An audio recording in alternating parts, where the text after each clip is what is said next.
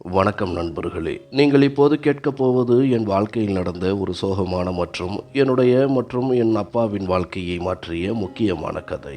எனக்கும் எனது மனைவி கீர்த்திக்கும் திருமணமாகி இன்றுடன் சரியாக 1 வருடம் நிறைவடைகிறது. எங்கள் திருமண நாளை கொண்டாட கீர்த்தியை மகிழ்விக்க ஒரு சிறிய கேக் வாங்கி வந்தேன். மாலையில் இருவரும் சேர்ந்து கேக் வெட்டினோம். நான் என் மனைவி கீர்த்திக்கு முதல் துண்டு கேக்கை ஊட்ட போன போது திடீரென என் அப்பா சாம்பசிவத்திடமிருந்து ஒரு அலைபேசி அழைப்பு வந்தது. இந்த நள்ளிரவு நேரத்தில் அப்பாவே அழைப்பது எனக்கு மிகவும் விசித்திரமாக தோன்றியது. உடனே அழைப்பை ஏற்று வணக்கம் அப்பா என்று மிகுந்த மகிழ்ச்சியுடன் பேசினேன். ஆனால் மறுமுனையில் கேட்ட குரல் என் முகத்தில் இருந்த புன்னகையை ஒரு நொடியில் போக்கிவிட்டது. வினோத் மகனே, என்னை உன்னுடன் வந்து தங்க சொல்லு. என்னால் இங்கே மேலும் 1 நிமிடம் கூட இருக்க முடியாது. என் அப்பா சாம்பசிவத்தின் குரல் நடுங்கியது. அவர் நீண்ட நேரம் அழுது கொண்டிருந்தது போல உணர்ந்தேன். என் சிரிப்பு சற்றென்று மறைந்தது. என்ன ஆச்சுப்பா, எல்லாம் நல்லபடியாக இருக்கா என்று பதற்றத்துடன் கேட்டேன். இல்லையப்பா, உன்னுடைய அண்ணி எனக்கு சாப்பாடு கூட ஒழுங்காக கொடுக்க மாட்டேங்கிறாள் என்றார். இதை கேட்டதும் நான் அதிர்ச்சியில் உறைந்து போனேன். நாற்காலியில் நிமிர்ந்து உட்கார்ந்தேன். என்ன சொல்றீங்க அப்பா? அண்ணனும் அண்ணியும் எப்படி நடந்துக்க முடியும்? மகனே, நான் சத்தியமாக சொல்கிறேன், என்னால் இங்கே 1 நாள் கூட இருக்க முடியாது. உன்னோட அண்ணன் என் மீது கை வச்சிட்டான். என் உடம்புக்கு முடியலை. என்னை உன்கிட்ட வந்து தங்க சொல்லுப்பா. என்னால் இந்த கொடுமையை இனியும் தாங்க முடியாது. என் கையில் இருந்த கரண்டி கீழே விழுந்தது. அருகில் நின்ற கீர்த்தி என் மாறிய முகத்தை பார்த்து பதற்றத்துடன் என்ன ஆச்சுங்க, ஏன் இவ்வளவு கலக்கமாக இருக்கீங்க என்று கேட்டாள். நான் அலைபேசியை சத்தமில்லாமல் அருகில் வைத்துவிட்டு மெதுவாக சொன்னேன். அப்பா ஃபோன் செஞ்சாரு. அண்ணனும் அண்ணியும் அவங்கள குடும்பப்படுத்துறதா சொல்றாரு. இதை கேட்டதும் கீர்த்தியின் முகம் இறுகியது. நீங்க என்ன பதில் சொன்னீங்க என்று கேட்டாள். நான் மெதுவாக இப்போ எதுவும் சொல்லலை என்றேன். ஆனால் அப்பா உண்மையிலேயே கஷ்டத்தில் இருந்தால் நான் அவருக்கு ஏதாவது செஞ்சுதான் ஆக வேண்டும். அப்போது கீர்த்தி வேகமாக கையை நீட்டி என் மொபைலை பிடுங்கிக் கொண்டாள். அவள் கடுமையான குரலில் சொன்னாள், யோசிச்சு செயல்படுங்க வினோத். நாம இங்க சந்தோஷமா நம்ம வாழ்க்கையை வாழ்ந்துகிட்டு இருக்கோம். நீங்க அப்பாவை இங்கே கூட்டிட்டு வந்துட்டீங்கன்னா எல்லாம் நாசமாயிடும். அந்த வயதானவர்கள் எவ்வளவு பிடிவாதக்காரர்கள் என்று உங்களுக்கு தெரியாதா? ஆனால் அவர் என் அப்பா கீர்த்தி. நான் உங்களோட மனைவி வினோத். கீர்த்தியின் கண்களில் அப்பட்டமான கோபம் தெரிந்தது. இது யாருடைய வீடுன்னு மறந்துடாதீங்க. நீங்கள் ஒருவேளை அவரை இங்கே கூட்டிக்கிட்டு வர நினச்சா கூட நான் இந்த வீட்டை விட்டு போய் விடுவேன். கீர்த்தியின் வார்த்தைகள் என் மனதை உள்ளுக்குள் உலுக்கின. என்னால் பேச முடியவில்லை. ஒரு பக்கம் வேதனையில் இருந்த என் தந்தை சாம்பசிவம், மறுபக்கம் அவள் இல்லாமல் என் வாழ்க்கை சாத்தியமில்லை என்று நான் நினைத்த என் மனைவி கீர்த்தி. நீங்க ஒரு முடிவு எடுத்தாகணும் வினோத். கீர்த்தியின் குரலில் அமைதி இருந்தது. ஆனால் அவளது ஒவ்வொரு வார்த்தையிலும் ஒரு மிரட்டல் ஒளிந்திருந்தது. நான் ஆழமாக மூச்சு விட்டு பிறகு அப்பாவிடம் ஒரு காரணம் சொல்லி, அப்பா, நான் இப்போ ஊரில் இல்லை. வீட்டிற்கு போனதும் உங்களை அழைத்துக் கொள்கிறேன் என்று சொல்லி போனை வைத்தேன். ஆனால் என் மனதில் எண்ணங்களில் புயல் ஓடிக்கொண்டிருந்தது. ஆனாலும் நான் சிரித்தே ஆக வேண்டியிருந்தது. ஏனென்றால் என் பணக்கார மனைவி கீர்த்திக்கு எங்கள் முதல் திருமண ஆண்டு விழாவில் எந்த விதமான குழப்பமும் ஏற்படுவது பிடிக்கவில்லை. அதனால் எந்த பிரச்சனையும் வந்துவிடக்கூடாது என்பதற்காக இந்த ஆண்டு விழாவை நான் முழு ஏற்பாட்டோடு கொண்டாட விரும்பினேன். ஏனென்றால் கீர்த்தியின் மூலம்தான் என் வாழ்க்கை அடியோடு மாறியது. முன்பு நான் ஒரு உதவியாளர் நாற்காலியில் உட்கார்ந்து நாள் முழுவதும் கணக்குகளில் போராடி கொண்டிருந்தேன். இப்போது நான் அந்த நிறுவனத்தின் நிதி இயக்குனராக மாறியிருந்தேன். என் சம்பளம் பல மடங்காக உயர்ந்திருந்தது. ஒரு புதிய பளபளப்பான கார் கிடைத்தது. கீர்த்தியின் தந்தை எனக்கு பரிசளித்த ஒரு பெரிய பிளாட் கிடைத்தது. இப்போது நான் காற்றில் மிதப்பதைப் போல உணர்ந்தேன். என்னை கண்டுகொள்ளாத அதே நபர்கள் இப்போது எனக்கு முன்னும் பின்னும் சுற்ற ஆரம்பித்தார்கள். இந்த திருமணத்தை செய்ததால் நான் ஒரு சாதாரண மனிதனாக இருந்து ஒரு பணக்கார மருமகனாக மாறிவிட்டேன். ஆனால் இந்த மகிழ்ச்சி ஒருபோதும் கனவு மட்டுமே என்று அப்போது எனக்கு தெரியவில்லை. ஏனென்றால் கல்யாணமான முதல் இரவிலேயே கீர்த்தி வெளிப்படையாக சொல்லிவிட்டாள், நான் என் வாழ்க்கையில் வேறு யாரையும் பொறுத்து கொள்ள மாட்டேன். அது உங்க அப்பாவாக இருந்தாலும் சரி. அந்த நேரத்தில் நான் கீர்த்தியின் பேச்சை அவ்வளவு பெரிதாக எடுத்துக்கொள்ளவில்லை. அவள் தன் தனிப்பட்ட சுதந்திரத்தை தக்க வைத்துக் கொள்ள விரும்புகிறாள் என்று நினைத்தேன். ஆனால் காலம் செல்ல செல்ல இந்த விஷயம் ஒரு சங்கிலியாக மாறியது. அது என் ஆளுமையையே உழுக்கத் தொடங்கியது. இப்போது எனக்கு முன்னால் இருந்த மிகப்பெரிய கேள்வி, என் தந்தையை எங்கே தங்க வைப்பது? என் அப்பா என்னுடன் இருக்க வேண்டும் என்று நான் விரும்பினேன். ஆனால் கீர்த்தியோ, நான் உங்கள் அப்பாவை இங்கே வைத்திருக்க முடியாது என்று உறுதியாக சொல்லிவிட்டாள். நான் வேறு வழியில்லாமல் நின்றேன். குறைந்தபட்சம் அப்பாவை எனக்கு அருகில் ஒரு நல்ல இடத்தில் தங்க வைக்கலாம் என்று நினைத்தேன். ஆனால் கீர்த்தி அதற்கு மறுத்துவிட்டாள். அதனால் வேறு வழியின்றி என் அப்பாவை என் அண்ணன் வீட்டில் தங்கும்படி அனுப்பி வைத்தேன். திருமணத்திற்கு பிறகு எங்கள் வாழ்க்கை எந்த அளவிற்கு மாறியது என்றால் என்னையே என்னால் அடையாளம் காண முடியவில்லை. கீர்த்தி ஒரு அழகான கனவை போல் இருந்தாள். ஆனால் உண்மையில் அவள் ஒரு எஜமானி. அவளுக்கு முன்னால் நான் ஒரு அடிமையாக மட்டுமே இருக்க முடிந்தது. நான் என்ன அணிய வேண்டும், யாரை சந்திக்க வேண்டும், என்ன சாப்பிட வேண்டும், இவை அனைத்தும் அவள்தான் தீர்மானித்தாள். அதற்கு பதிலாக நான் என் ஆசைகளை நிறைவேற்றும் வாய்ப்பை பெற்றேன். இது தவறாக தெரியவில்லை. அதனால் நானும் அமைதியாக காலத்தை கடக்க ஆரம்பித்தேன். அவளுடைய அன்பின் மீது எனக்கு எந்த சந்தேகமும் இல்லை. இது அன்பு இல்லை, ஒரு சிறைவாசம். நான் அவளுடைய விருப்பமான உணவை சாப்பிட்டேன். அவளுடைய விருப்பப்படி வாழ்க்கையை நடத்தினேன். எனக்கு என்று சொந்தமான கருத்தோ சொந்தமான ஆசையோ இல்லாமல் போனது. காலம் கடந்தது. நான் இந்த வாழ்க்கைக்கு பழகிவிட்டேன். என் தந்தை சாம்பசிவம் சில நேரங்களில் ஃபோன் செய்வார். ஆனால் நான் ஏதாவது சாக்கு சொல்லி அதிகம் பேச மாட்டேன். அப்பா கஷ்டத்தில் இருக்கிறார் என்று எனக்கு தெரியும். ஆனால் என்னால் எதுவும் செய்ய முடியவில்லை. பிறகு இன்று அவருடைய அழைப்பு வந்தது. அவர் என் அண்ணன் அண்ணியின் அணுகுமுறையால் மிகவும் சோர்வடைந்து இங்கே வர விரும்பினார்.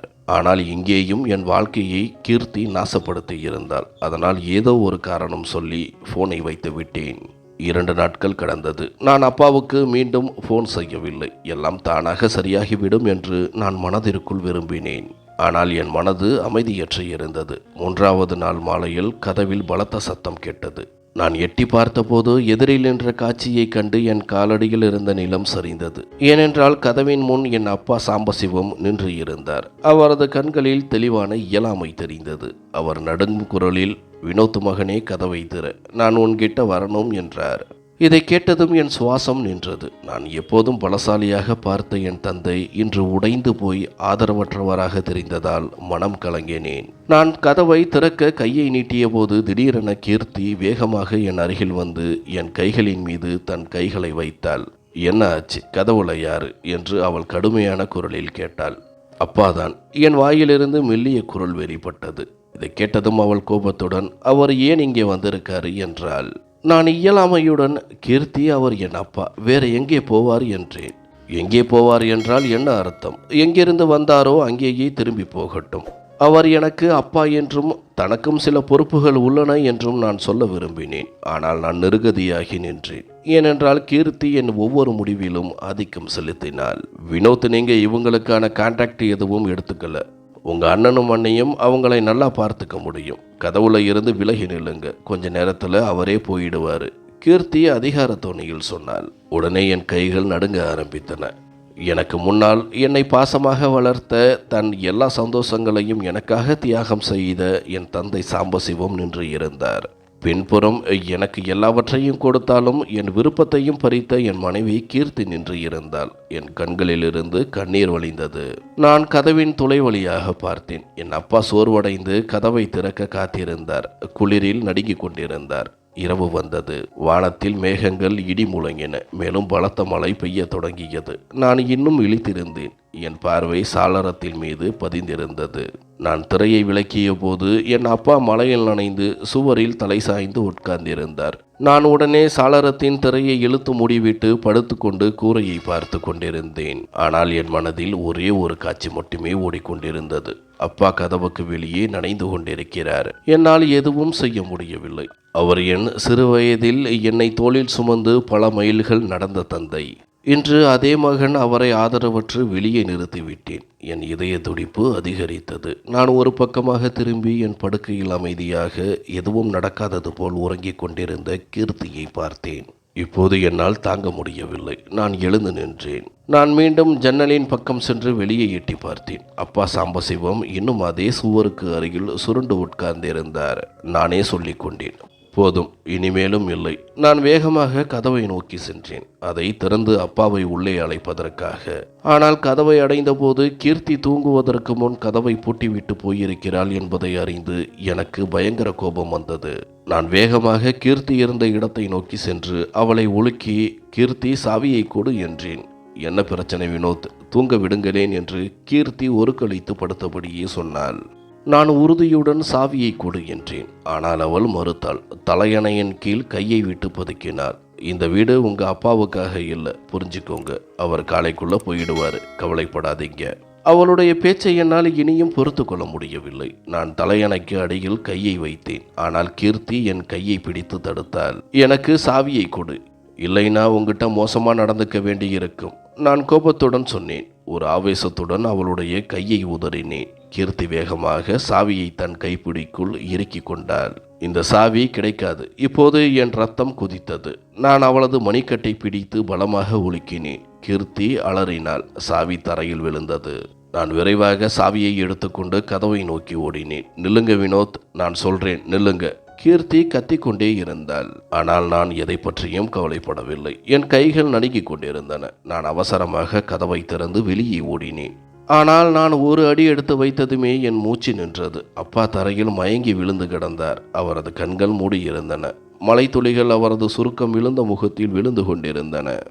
அப்பா, நான் பலமாக கத்தினேன். அப்பா, கண்ணை திறங்க. எந்த பதிலும் இல்லை. கீர்த்தி கதவின் பின்னால் நின்று கொண்டிருந்தாள். அவளது முகத்தில் எந்த வருத்தமும் இல்லை. நீ என்ன செஞ்ச கீர்த்தி? நான் அவளிடம் கத்தினேன். அதற்கு அவளிடம் எந்த பதட்டமும் இல்லாமல், எனக்கு அவர் இந்த வீட்டில் இருப்பது பிடிக்கவில்லை. முடியாது என்றால் முடியாதுதான். வேண்டுமென்றால் பணம் தருகிறேன். ஏதாவது அனாதை ஆசிரமத்தில் சேர்த்து விட்டு வாருங்கள் என்றாள். இதை கேட்டதும் என் கண்களிலிருந்து கண்ணீர் வழிய ஆரம்பித்தது. நான் அவளிடம் மேலும் எதுவும் பேசுவது சரியாக இருக்காது என்று நினைத்தேன். மேலும் விரைவாக என் அப்பாவை தூக்கி கொண்டு மருத்துவமனையை நோக்கி புறப்பட்டேன். வழியெங்கும் என் காதுகளில் என் தந்தையின் வார்த்தைகள் ஒலித்து கொண்டிருந்தன. மகனே, கதவை திற, நான் உன்கிட்ட வரணும். ஆனால் நான் இயலாமையால் அவரை உள்ளே அழைக்க முடியவில்லை. மருத்துவமனையை அடைந்ததும் மருத்துவர் அப்பாவை அவசர சிகிச்சை பிரிவில் சேர்த்தார். நான் வெளியே அமைதியாக உட்கார்ந்து அவருக்காக காத்திருந்தேன். சிறிது நேரம் கழித்து மருத்துவர் வெளியே வந்து, உங்க அப்பாவை போய் உடனே பாருங்க. நாங்க எதுவும் உறுதியா சொல்ல முடியாது. அடுத்த 24 மணி நேரம் ரொம்ப முக்கியம் என்றார். யாரோ என் இதயத்தை முஷ்டிக்குள் இறுக்கி பிடித்தது போல் உணர்ந்தேன். நான் தடுமாறும் நடையுடன் அப்பாவின் அறைக்கு சென்றேன். அப்பா சோர்வுடன் படுத்திருந்தார். கண்கள் கலங்கியிருந்தன. நான் அவருடைய கையை பிடித்தேன். அப்பா, நான் இங்கேதான் இருக்கேன். நீங்கள் கவலைப்படாதீர்கள். நீங்க கண்டிப்பா சரியாகிடுவீங்க. அப்பா அப்போது என் பக்கம் பார்த்தார். மெதுவாக கண்களை மூடிக்கொண்டார். நான் மூச்சு விடுவதையே மறந்துவிட்ட ஒருவன் போல பேச்சற்று நின்றேன். அடுத்த 24 மணி நேரம் எனக்கு ஒரு யுகம் போல கடந்தது. நான் மருத்துவமனையிலேயே தங்கிவிட்டேன். கீர்த்திக்கு போன் மூலம் தகவல் சொன்னேன். ஆனால் அவளுடைய அணுகுமுறை மிகவும் மோசமாக இருந்தது. நீங்க மருத்துவமனையிலேயே கிடைக்கிறீங்க. ஆபீஸ்ல எவ்வளவு வேலை இருக்கு, உங்களுக்கு அக்கறையே இல்லை. அவளுடைய வார்த்தைகள் என் மனதை உறுத்தின. ஆனால் அந்த நேரத்தில் அவளிடம் சண்டையிடும் நிலையில் நான் இல்லை. கடவுளின் அருளால் என் அப்பா பிழைத்து கொண்டார். மருத்துவர் இந்த நற்செய்தியை எனக்கு சொன்னபோது என் கண்களிலிருந்து ஆனந்த கண்ணீர் வழிந்தது. சில நாட்களுக்கு பிறகு என் அப்பா மருத்துவமனையிலிருந்து டிஸ்சார்ஜ் செய்யப்பட்டார். ஆனால் இப்போது அவரை வீட்டிற்கு அழைத்து செல்வது ஒரு போராட்டத்தை விட குறைவானது அல்ல. கீர்த்தியின் மனநிலை மோசமாக இருக்கும் என்று எனக்கு தெரியும். ஆனாலும் அப்பா என்னுடன் தான் இருப்பார் என்று நான் முடிவு செய்திருந்தேன். எது நடந்தாலும் சரி. நான் மருத்துவமனையை விட்டு வெளியேறிய போது பலத்த மழை பெய்ய தொடங்கியது. ஆனால் என் மனதில் ஒரு புயல் வீசிக்கொண்டிருந்தது. அப்பா 5 நாட்கள் மருத்துவமனையில் அனுமதிக்கப்பட்டிருந்தார். ஆனால் கீர்த்தி ஒருமுறை கூட அவரை பார்க்க வரவில்லை என்று நினைத்து நான் வருத்தப்பட்டேன்.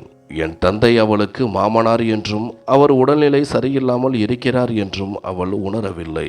அவர் ஆரோக்கியமாக இருந்திருந்தால் வேறு கதை. ஆனால் நோய்வாய்ப்பட்ட நிலையிலும் அவளுடைய இதயம் இலகவில்லை. இவள் எப்படிப்பட்ட பெண்? பணக்காரர்களுக்கு இதயம் இல்லையா? கீர்த்தியின் இந்த அணுகுமுறையால் நான் மிகவும் குழப்பமடைந்தேன். அப்பாவை வீட்டிற்கு அழைத்து செல்லும் போது என் கவலை மேலும் அதிகரித்தது. ஒருபுறம் தந்தையின் நோய், அவருக்கு சிறப்பு கவனம் தேவைப்பட்டது. இன்னொரு புறம் ஒவ்வொரு கணமும் மாறிக்கொண்டே இருந்த கீர்த்தியின் மனநிலை. இப்போது அப்பா இருக்கும்போது அவளுடைய அணுகுமுறை எப்படி இருக்குமோ என்று நினைத்து என் மனம் உள்ளுக்குள் துடித்து கொண்டிருந்தது. நான் என் அப்பாவை வீட்டிற்கு அழைத்து சென்றபோது எதிரே கீர்த்தியை பார்த்து தயங்கி நின்றேன். கீர்த்தி நான் வருவதற்காக காத்திருப்பது போல் நின்றிருந்தாள். வினோத், இவங்களை எங்கே கூட்டி வர்றீங்க? வெளிப்படையாக சொல்கிறேன் கீர்த்தி, நம்ம வீட்டுக்குத்தான் கூட்டி வர்றேன். வேற எங்க கூட்டிக்கிட்டு போக முடியும்? நான் கோபத்துடன் சொல்லிவிட்டு என் அப்பாவை உள்ளே அழைத்து வந்தேன். அவரை சோஃபாவில் அமர வைத்து, அப்பா, நீங்க கவலைப்படாதீங்க, நான் எல்லாத்தையும் சமாளிப்பேன் என்றேன். அவர் மெதுவாக புன்னகைத்தார். ஆனால் அந்த புன்னகையில் நான் எப்போதும் அவரது முகத்தில் காணும் அந்த பிரகாசம் இல்லை. நான் அப்பாவுக்கு தேநீர் போடலாம் என்று சமையல் அறைக்கு சென்றேன். ஆனால் அடுப்பை பற்ற வைத்ததுமே கீர்த்தி கோபத்துடன் சத்தமிட்டபடி உள்ளே நுழைந்தாள். என்ன நடக்குது எங்க வினோத்? கல்யாணம் பண்ணும்போது என்ன வாக்குறுதி கொடுத்தீங்க? நான் இயலாமையுடன் கீர்த்தி, அவர் உடம்பு சரியில்லாதவர். இந்த நேரத்தில் அவரை கவனிச்சுக்கிறது என் கடமை, உன் கடமையும் கூட என்றேன். இது உங்களுக்கு மட்டும்தான் கடமையா? ஏன் உங்கள் அண்ணன் எங்கே போனார்? நீங்கள் என்ன காரணம் சொன்னாலும் இதை என்னால் பொறுத்து கொள்ள முடியாது என்றால் கோபமாக. நான் ஒரு ஆழ்ந்த மூச்சு விட்டு மென்மையாக புரிய வைக்க முயன்றேன். பார்க்கீர்த்தி, அப்பா சரியாகி வந்ததும் நான் அவரை அங்கேயே அனுப்பிவிடுகிறேன். கடவுள் மேல் ஆணையாக. சூழ்நிலையை புரிந்து கொள்ள முயற்சி செய். ஆனால் இப்போதைக்கு அமைதியாக இரு ப்ளீஸ். நான் அவளிடம் சென்று அவளுடைய கையை பிடித்தேன். நான் எல்லாவற்றையும் பொறுத்து கொள்வேன் வினோத். ஆனால் என் வாழ்க்கையில் இந்த மாதிரியான பிரச்சனையை பொறுத்து கொள்ள மாட்டேன். புரிஞ்சதா? இது பிரச்சனை இல்லை, என் கடமை. நான் குரலை தாழ்த்தி சொன்னேன். கடமையா? அப்போ நீங்க எனக்கு கொடுத்த வாக்குறுதிகள் எல்லாம் என்ன? அது உங்களுடைய கடமை இல்லையா? கீர்த்தி, கடவுளுக்காக மெதுவா பேசு ப்ளீஸ். அப்பா கேட்டுட்டா என்ன நினைப்பாரு? உங்களுக்கு உங்க அப்பாவை பத்தி கவலை இருக்கு, ஆனால் நான் என்ன நினைக்கிறேன்னு உங்களுக்கு கவலையே இல்லை. கீர்த்தி முகத்தை சுளித்து சொன்னாள். நான் தலையை பிடித்து கொண்டேன். எனக்கு ஒவ்வொரு நொடியும் உன்மேல்தான் கவலை கீர்த்தி. ஆனால் நீ என் சூழ்நிலையை புரிஞ்சிக்க முயற்சி செய். அப்பா இப்போதான் சாவை தாண்டி வந்திருக்கார். மழையில் நனைஞ்சதால எவ்வளவு உடம்பு முடியாம போனாருன்னு உங்களுக்கு தெரியும். அவருக்கு ஏதாவது ஆகியிருந்தால் சத்தியமா சொல்றேன், நான் என்னை ஒருபோதும் மன்னிச்சிருக்க மாட்டேன். கடவுளுக்குத்தான் நன்றி சொல்லணும். அவர் அப்பாவை காப்பாத்திட்டாரு. கொஞ்ச நாள் பொறுத்துக்கொள். அவர் சரியானதுமே அவரை திருப்பி அனுப்புவதற்கு ஏற்பாடு செய்கிறேன். அவள் என்னையே முறைத்து பார்த்து கொண்டிருந்தாள். பிறகு கால்களை உதைத்தபடி வெளியே சென்றாள். ஆனால் அதன் பிறகு அவளுடைய அணுகுமுறை மேலும் மோசமாகியது. சில சமயங்களில் அவள் சாப்பிடும் மேஜையில் பாத்திரங்களை பலமாக வீசுவாள். சில சமயங்களில் என்னிடம் மிகவும் மரியாதை குறைவாக பேசுவாள். என் அப்பா முன்னிலையில் நான் வெட்கி தலைகுனியும்படியாகும். ஆனால் வெளிப்படையாக நான் எந்த பதிலையும் கொடுக்க முடியவில்லை. ஏனென்றால் இது நிலைமையை மேலும் மோசமாக்கும் என்று எனக்கு தெரியும். நான் என் வாழ்க்கையை மிகவும் கஷ்டப்பட்டு நிலைநிறுத்தி இருந்தேன். அதனால் யோசித்து நிதானமாகத்தான் ஒவ்வொரு அடியையும் எடுத்து வைத்தேன். என் வாழ்க்கையில் இந்த செல்வம் கீர்த்தியின் மூலமாகத்தான் வந்தது என்று எனக்கு தெரியும். இப்போது இந்த செல்வத்தில் வாழ பழகிவிட்டேன். அவள் இல்லாமல் வாழ்க்கையை கற்பனை செய்து பார்ப்பது கூட கடினம். அதனால் நான் கீர்த்தியை கோபப்படுத்திவிட்டு பழைய ஏழ்மை நிலைக்கு திரும்ப விரும்பவில்லை. எனவே கீர்த்தியின் நடத்தையை பொறுத்து கொண்டேன். ஏனென்றால் இது சில நாட்களுக்கு மட்டும்தான் என்று நினைத்தேன். அப்பா சரியானதுமே எப்படியாவது அவரை அண்ணன் வீட்டிற்கு திருப்பி அனுப்பி விடுவேன் என்றும், அதன் பிறகு எனக்கும் கீர்த்திக்கும் இடையில் எல்லாம் பழையபடி சரியாகிவிடும் என்றும் நினைத்தேன். அதனால் என் முழு கவனமும் அப்பாவை கவனிப்பதில் இருந்தது. அதில் நான் வெற்றியும் பெற்று வந்தேன். ஏனென்றால் அவரது உடல்நிலையில் தொடர்ந்து முன்னேற்றம் தெரிந்தது. ஆனால் அவர் சற்று குணமான உடனேயே கீர்த்தி என் மீது அழுத்தம் கொடுக்க ஆரம்பித்தாள். இப்போது உங்கள் அப்பாவின் உடல்நிலை ரொம்பவே சரியாயிடுச்சு. அவர் வந்து இவரை கூட்டிக்கிட்டு போகணும்னு உங்கள் அண்ணன்கிட்ட ஏன் சொல்ல மாட்டேங்கிறீங்க? நான் மெதுவாக, பார்க்கீர்த்தி, அவர் அங்கிருந்து தான் வர்றாரு. அவருக்கு உண்மையிலேயே அக்கறை இருந்தா அப்பா வந்த பிறகு ஒரு தடையாவது ஃபோன் பண்ணி விசாரிச்சிருக்கலாம். அப்பா முழுசா சரியாகாம நான் எப்படி அவரை மறுபடியும் அந்த நரகத்திற்கு அனுப்ப முடியும் என்றேன். அப்போ எல்லா பொறுப்பும் உங்களுக்கு மட்டும்தானா? இப்போது கீர்த்தி தினமும் என்னை திட்ட ஆரம்பித்தாள். இதனாலேயே ஒரு நாள் பொறுமை இழந்து நான் என் அண்ணனுக்கு ஃபோன் செய்தேன். 2 நாட்களுக்கு பிறகு அண்ணனும் அண்ணியும் வந்தனர். நான் நிம்மதி பெருமூச்சு விட்டேன். ஆனால் அன்னையின் அணுகுமுறையை பார்த்ததும் அவர்கள் அப்பாவை தங்களுடன் அழைத்து செல்லும் மனநிலையில் இல்லை என்று புரிந்தது. அவர்களுக்கு தேநீர், சிற்றுண்டி கொடுத்த பிறகு கீர்த்தி கிண்டலாக, நீங்க 2 பேரும் அப்பாவை கூட்டிக்கிட்டு போக வந்திருக்கீங்களா இல்லை சும்மா நலம் விசாரிக்க வந்திருக்கீங்களா என்றாள். இதை கேட்ட மூத்த அண்ணி கோபத்துடன், இதற்கு என்ன அர்த்தம் என்று கேட்டார். அர்த்தம் ரொம்பவே தெளிவாக உள்ளது. நீங்கள் எல்லோரும் அப்பாவை இங்கே விட்டுட்டு நீங்கள் நிம்மதியாக உட்கார்ந்துட்டீங்க. ஆனால் எங்களுக்கும் ஒரு வாழ்க்கை இருக்குது. நாங்கள் அப்பாவை எங்களோட வச்சுக்க சொல்லலை. அவர் தான் இங்கே வந்திருக்காரு. ஒருவேளை வந்துட்டா கொஞ்சமாவது நீங்களும் கவனிச்சுக்கோங்க. நாங்களும் தான் சேவை செஞ்சுருக்கோம் அவருக்கு. ஹாஸ்பிட்டல் பில் எல்லாத்தையும் நாங்கள் தானே கட்டினோம். அதுவும் ஆயிரக்கணக்கில் இல்லை, லட்சக்கணக்கான பில்கள். நீங்கள் 2 பேரும் இதில் எந்த பங்கையும் கொடுக்கல. எல்லாத்தையும் நாங்கள் தான் கட்டினோம் என்று கீர்த்தி கோபத்துடன் சொன்னாள். உடனே என் அண்ணி, இப்போ நாங்கள் என்ன செய்யணும்? எந்த வீட்டில் தாய் தந்தை இருப்பாங்களோ அவங்க தான் அவங்களுக்கான சிகிச்சை, கவனிப்பு எல்லாத்தையும் செய்வாங்க. அப்பா எங்கள் வீட்டில் இருந்தவரை நாங்கள் தான் முழுசாக அவருக்கு வைத்தியம் செஞ்சோம். ஆனால் நாங்கள் யார்கிட்டையும் சொல்லலை. ஆனால் நீங்கள் கொஞ்சமாக பணம் செலவு செஞ்சதுக்கே உடனே அதை காட்ட ஆரம்பிச்சிட்டீங்க என்றார். நான் காட்ட வரல. இப்போ நீங்க உங்க பொறுப்பை எடுத்துக்கோங்க. அவங்களை கவனிச்சுக்கோங்கன்னு சொல்ல வர்றேன். நாங்க ஆபீஸுக்கு போகணும். ஆனா நீங்க தான் வீட்டிலேயே இருக்கீங்களே. உங்களுக்கு எந்த பிரச்சனையும் இல்லையே என்று கீர்த்தி பதிலளித்தாள். உடனே அண்ணி கோபத்துடன், அப்பா இவ்வளவு உடம்பு முடியாம இருக்காங்க. அவருக்கு நல்ல சிகிச்சை தேவை. இப்போதைக்கு அவரை எங்க வீட்டில் வச்சிருக்க எங்களால முடியாது என்றார். ஓ, அப்ப எங்களால மட்டும் முடியுமோ? கீர்த்தியின் குரல் உயர்ந்தது. வினோத்துக்கு பணம் வந்ததால இப்ப எல்லோருடைய பொறுப்பையும் அவன் சுமக்கணுமா? அருகில் நின்று கொண்டிருந்த என் பொறுமை உடைந்தது. நான் கடுமையான தோணியில், போதும் கீர்த்தி, நிறுத்து என்றேன். ஏன், நான் என்ன தப்பா சொன்னேன் சொல்லுங்க? இத்தனை நாளா அப்பா ஆஸ்பத்திரியில இருந்தார். உங்க அண்ணன் வந்து அப்பாவை ஒரு தடவை கூட பார்க்கல. இப்போ நீங்க கூப்பிட்டதற்காகத்தான் வந்திருக்காரு என்று கீர்த்தி கத்தினாள். நான் தலையை பிடித்து கொண்டு, கீர்த்தி போதும் நிறுத்து, நீ போதுமான அளவு பேசிட்டதா நினைக்கிறேன் என்றேன். அண்ணனும் அண்ணியும் அமைதியாக இருந்தார்கள். அப்பாவின் முகம் வெளிரி போயிருந்தது. மகனே வினோத், நீ சும்மா இரு, சண்டை போடாதீங்க. எப்படியும் நான் பெரிய மகன் வீட்டிற்குத்தான் போக வேண்டும் என்றார் அப்பா. நான் என் தந்தையை பார்த்தேன். அவர் நிர்கதியாக தெரிந்தார். என் கண்களில் கண்ணீர் நிறைந்தது. இப்படிப்பட்ட பணக்கார வாழ்க்கை இருந்து என்ன பயன்? என் தந்தைக்கு என்னால் சேவை செய்ய முடியவில்லை என்று நினைத்தேன். நான் இயலாமையுடன் கீர்த்தியை பார்த்தேன். அவள் என் மானத்தை பற்றி கொஞ்சமும் கவலைப்படவில்லை. திடீரென நான் அப்பாவிடம், நீங்க எங்கேயும் போக மாட்டீங்க அப்பா, நீங்க முழுசா சரியாகும் வரை என்றேன். நான் பேசி முடிப்பதற்குள் கீர்த்தி கடுமையான தோணியில், உங்க அண்ணன் அவரை கூட்டிக்கிட்டு போக விரும்பினா உங்களுக்கு என்ன பிரச்சனை என்றாள். இப்போது என் சகிப்புத்தன்மை முடிவுக்கு வந்தது. கீர்த்தி, அப்பா இங்கே இருக்க முடியாதுன்னா ஒருவேளை நானும் இங்கே இருக்க முடியாது என்றேன். என் இந்த முடிவை கேட்டு அறையில் அமைதி நிலவியது. கீர்த்தியின் முகம் வெளிரி போனது. என்ன அர்த்தம் என்று அவள் மெதுவாக கேட்டாள்.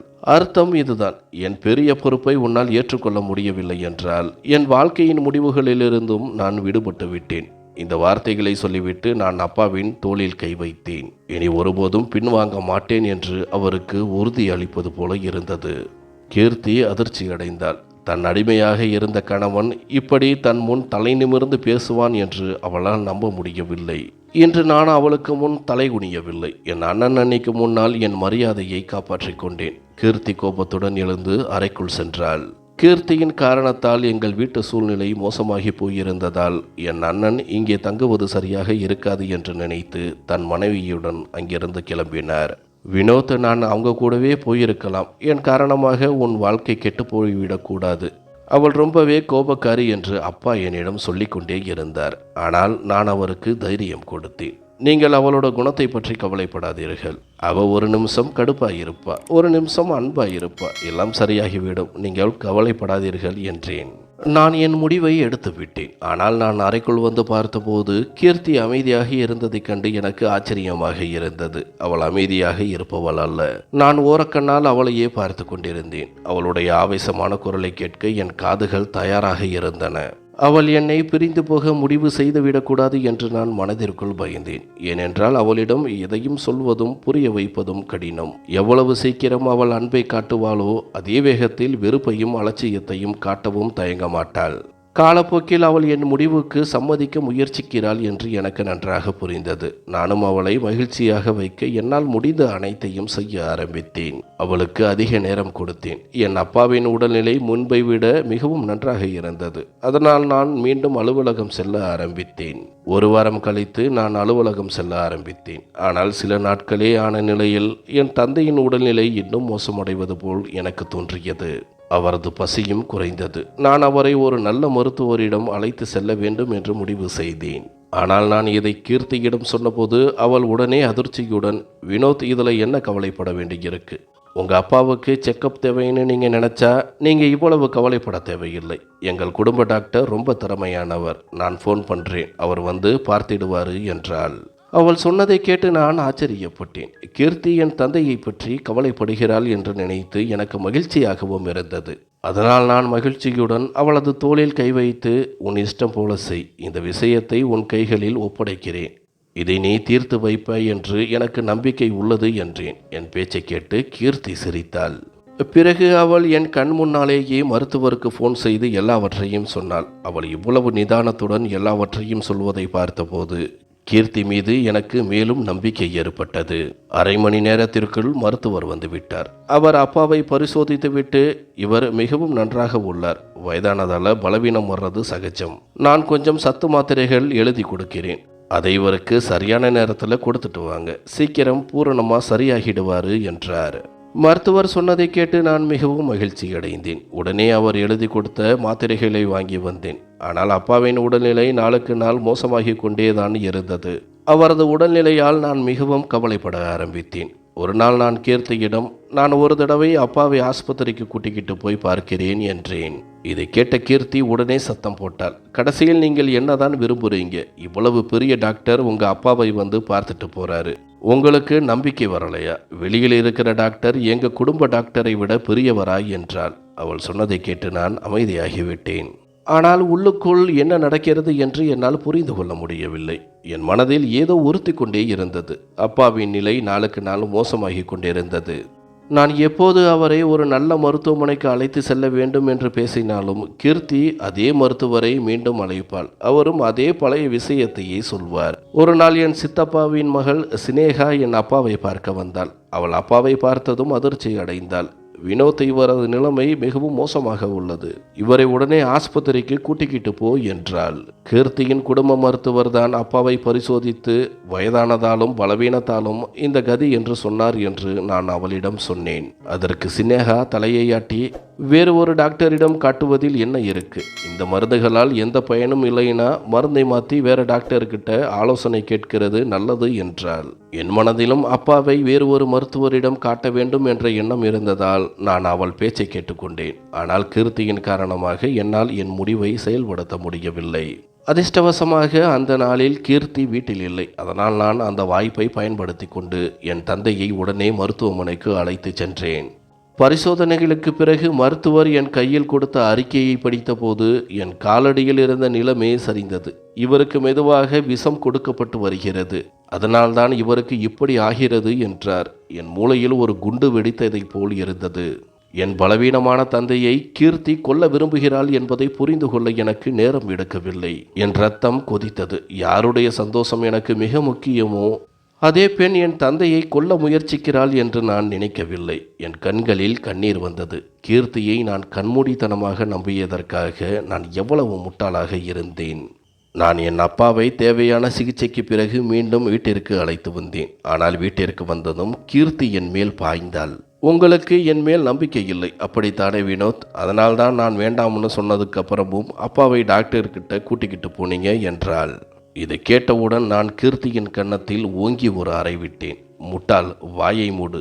என்னை அடிமை என்று நினைத்தாயா? உன் பேச்சை கேட்டு அப்பாவை டாக்டர்கிட்ட கூட்டி போகாட்டி உன் இந்த அயோக்கியத்தனம் எப்படி வெளியில் வந்திருக்கும்? நீங்க என்ன பேசுறீங்க வினோத்? என்ன அயோக்கியத்தனம்? அதை நாங்கள் சொல்கிறோம். நீ உன் குடும்ப டாக்டருடன் சேர்ந்து செஞ்ச அதே வேலையைத்தான் வெளியிலிருந்து வந்த போலீஸ் சொன்னது. இதை பார்த்ததும் கீர்த்திக்கு பேச்சு வரவில்லை. அவள் அமைதியாக என்னை நோக்கி பார்த்தாள். நான் மருத்துவமனையிலிருந்து வரும்பொழுது காவல் நிலையத்தில் சென்று அனைத்தையும் தெளிவாக புகார் அளித்து விட்டுத்தான் வந்திருந்தேன். நான் முறைத்தபடி அந்த அறிக்கைகள் அனைத்தும் அவளது முகத்தில் வீசினேன். நீ என்ன நினைச்ச? என் அப்பாவோட உயிரை எடுத்துடுவ, அதுக்கப்புறம் உன் பணத்து முறை காட்டி என்னை உன் இஷ்டப்படி ஆட்டி வைப்பியா? உன் பணத்தை நீயே வச்சுக்கோ. ஒவ்வொரு உறவையும் பணத்தால் வாங்கவோ தக்க வைத்து கொள்ளவோ முடியாது. இதை நான் ரொம்ப நல்லா புரிஞ்சுக்கிட்டேன். நான் இனி உன் முகத்தை பார்க்கவே விரும்பவில்லை. உன்னை பார்த்தாலே பாவமாக நினைக்கிறேன். இனிமேல் உன்னால் எனக்கு கிடைத்த எதுவுமே வேண்டாம். நீயும் எனக்கு வேண்டாம். நான் உன்னை என் மனதிலிருந்து வெளியேற்றி விட்டேன். இனிமேல் நீ என்னை சந்திப்பதற்கோ அல்லது என் வாழ்க்கையில் குறுக்கிடுவதற்கோ நான் விரும்பவில்லை. நான் இந்த வீட்டை மட்டுமல்ல, உன்னையும் விட்டு செல்கிறேன். ஆனால் நீ என் அப்பாவிற்கு செய்த துரோகத்திற்கு நிச்சயம் தண்டனை கிடைத்தாக வேண்டும் என்று கூறி நான் அப்பாவை அழைத்து கொண்டு வீட்டை விட்டு வெளியேறினேன். கீர்த்தி அழுது புலம்பினாள். ஆனால் நான் அவளது பேச்சில் கவனம் செலுத்தவில்லை. அவளை போலீசிடம் ஒப்படைத்தேன். அதன் பிறகு நான் அப்பாவை அழைத்து கொண்டு ஒரு சிறிய வாடகை வீட்டில் தங்க ஆரம்பித்தேன். கீர்த்தியால் கிடைத்த வேலையையும் சொகுசான வாழ்க்கையையும் உதறி தள்ளினேன். என் சொந்த முயற்சியால் ஒரு சிறு கம்பெனியில் வேலைக்கும் சேர்ந்தேன். இப்போது நான் சுதந்திரமான மனிதனாக உணர்கிறேன். அதைவிட என் அப்பாவிற்கு சேவை செய்யும் பாக்கியமும் கிடைத்தது. சில மாதங்களிலேயே கீர்த்தியிடமிருந்து விவாகரத்து பெற்று நிம்மதியும் அடைந்தேன். கீர்த்தியும் அதன் பிறகு சில மாதங்களிலேயே வெளியே வந்து விட்டதாக கேள்விப்பட்டேன். 2-3 முறை என்னை சந்திப்பதற்காக அவள் முயற்சி செய்தாள். ஆனால் நான் அவளை சந்திக்க விரும்பவில்லை. அவளுக்கு தான் என்ன தவறு செய்தோம் என்று இதுவரை புரியவில்லை. அவளிடம் இருந்த குணம் அவளை விட்டு இன்னும் போகவே இல்லை. நானும் அவளிடம் மீண்டும் அடிமையாக விரும்பவில்லை. அப்பாவின் அறிவுறுத்தலின்படி என் வசதிக்கும் என் மனதிற்கும் ஏற்ற பெண்ணை தேடிக்கொண்டிருக்கிறேன். நீங்களும் உங்களுக்கு ஏதாவது தெரிந்த பெண் இருந்தால் கண்டிப்பாக சொல்லவும். நன்றி.